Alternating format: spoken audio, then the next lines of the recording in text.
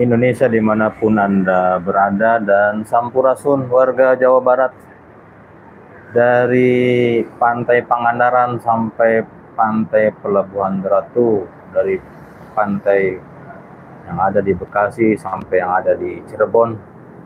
Semoga semuanya sehat walafiat, tak kurang sesuatu apapun, dimudahkan rezekinya, digampangkan urusannya, dan senantiasa sehat walafiat, bebas hutang, mudah rezeki.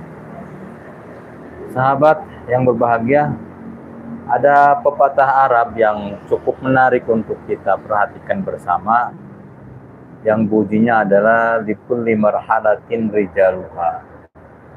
Pada setiap masa, pada setiap fase kehidupan ada pemimpinnya, dan setiap pemimpin ada masanya.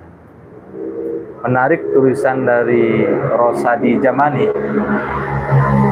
salah seorang ketua kumpulan penulis dari Kalimantan Barat. Dia menulis bahwa setiap pemimpin punya cara sendiri untuk menarik perhatian rakyat. Ada yang naik dengan janji, ada yang naik dengan marah, ada yang naik dengan tenggelamkan kapal, dan ada yang naik dengan membawa kameramen. Kita mencatat dulu, pernah ada seorang pemimpin yang bernama Joko Widodo. Dulu hanyalah seorang wali kota dari sebuah kota kecil yang bernama Solo. Tak ada yang menyangka bahwa hidupnya akan berubah hanya karena satu benda, yaitu mobil SMK. Mobil yang digadang-gadang sebagai kebanggaan nasional itu tiba-tiba menjadi pusat perhatian. Rakyat berharap, investor melirik, media heboh. Mobilnya sampai hari ini entah kemana. Tapi Pak Jokowi kemudian meluncur kencang dari wali kota Solo, loncat ke Gubernur DKI Jakarta, dan gaspol selama 2 periode ke istana tanpa bisa digoyahkan. 2019 semua ribut, menyerang, mengganti presiden, tapi Pak Jokowi kembali menang. Dan yang muncul Pak Jokowinya bukan mobil SMK-nya.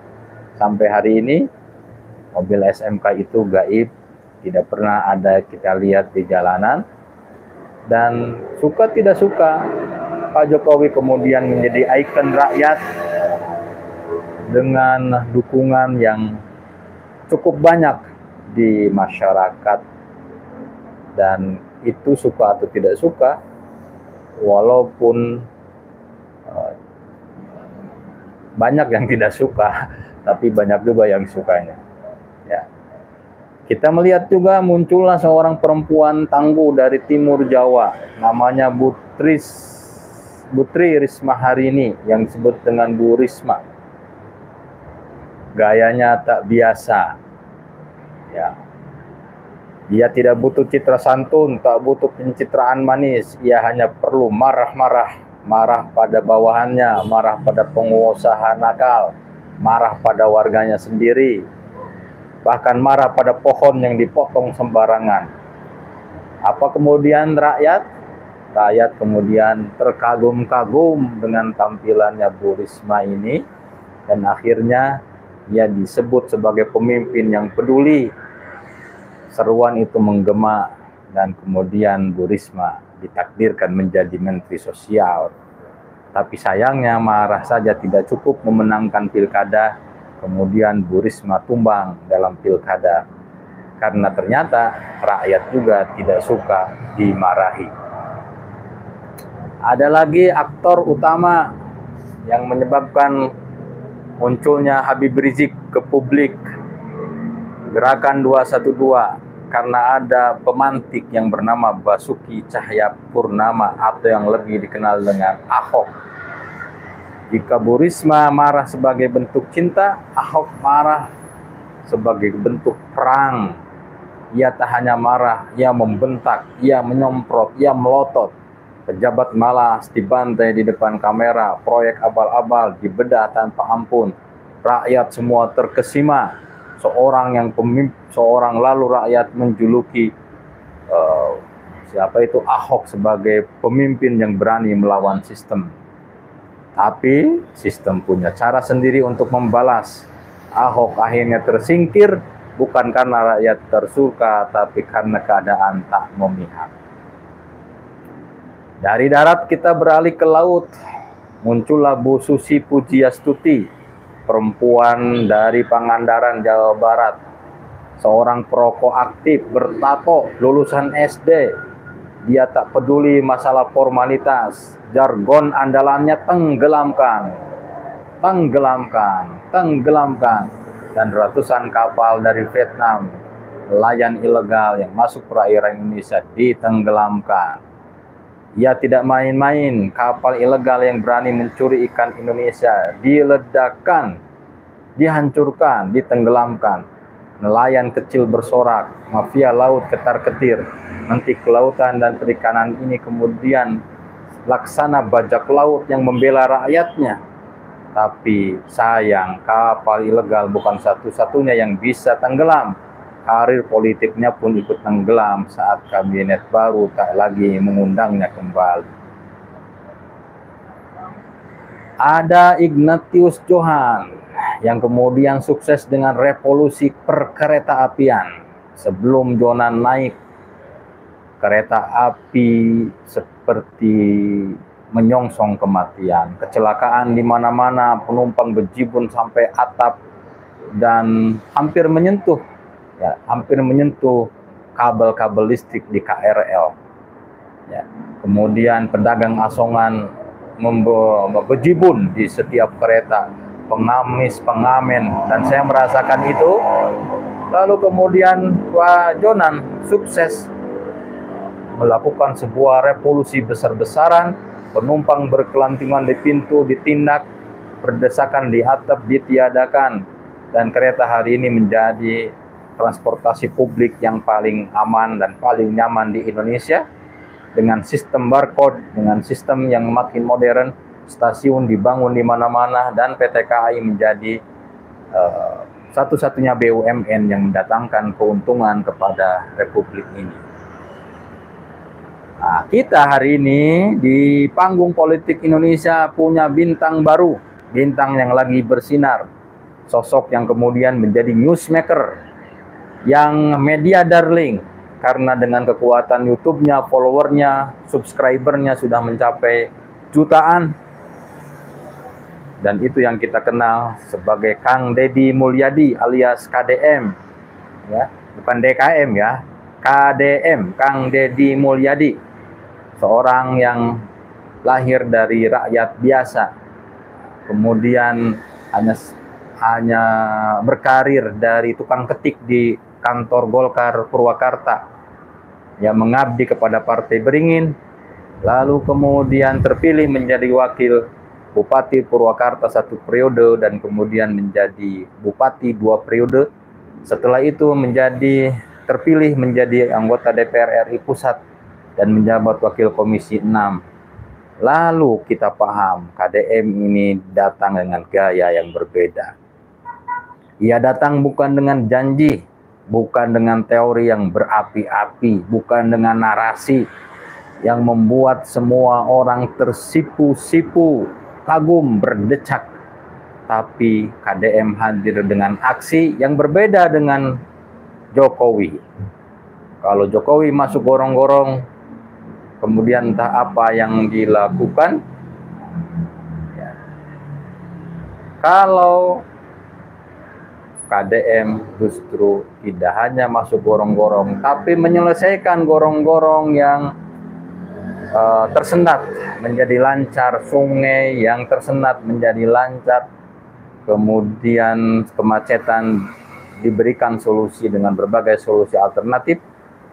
Deddy Mulyadi, seorang gubernur kemudian terpilih, kadang ada marahnya, kadang ada bercandanya, kadang ada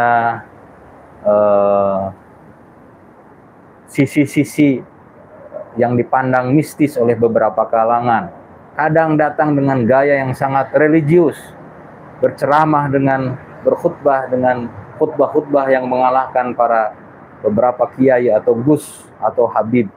Dan kita melihat Kang Deddy Mulyadi memunculkan gaya kepemimpinan baru yang disebut dengan street justice.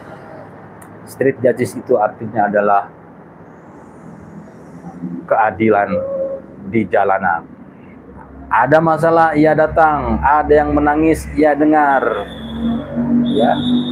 Ya, kemudian ada yang merasa dizolimi, dia hadir untuk menjadi penolong. Beberapa kalangan menyebutnya sebagai orang yang megalomania, orang yang otoriter, orang yang Superman, orang yang single fighter. Tapi itulah gayanya. Gayanya ada masalah, selesaikan langsung di tempat. Orang boleh marah-marah, orang boleh maki-maki, orang boleh melakukan apapun terhadap Kang Deddy Mulyadi, tapi dia punya prinsip bahwa birokrasi yang berbelit-belit harus ditiadakan. Maka dengan gayanya hari ini, Kang Deddy Mulyadi malah menjadi pemimpin yang meniadakan apel di pagi hari, karena dipandangnya tidak sakral lagi keseringan apel setiap Senin, dan rapat pun dikurangi karena hanya rapat tanpa solusi menjadi hal yang menghabiskan energi. Dan hari ini publik histeris. Publik pun histeris, netizen berpesta. Media tidak berhentinya menulis nama KDM, bahkan YouTuber termasuk saya. Ya, termasuk saya sendiri. Membahas KDM selalu ramai diserbu para pendukung dan rakyat Jawa Barat serta rakyat Indonesia secara langsung, bahkan dari Saudi Arabia, dari Malaysia, dari Hong Kong, dari Taiwan. Semua merindukan sosok baru yang bernama Kang Deddy Mulyadi.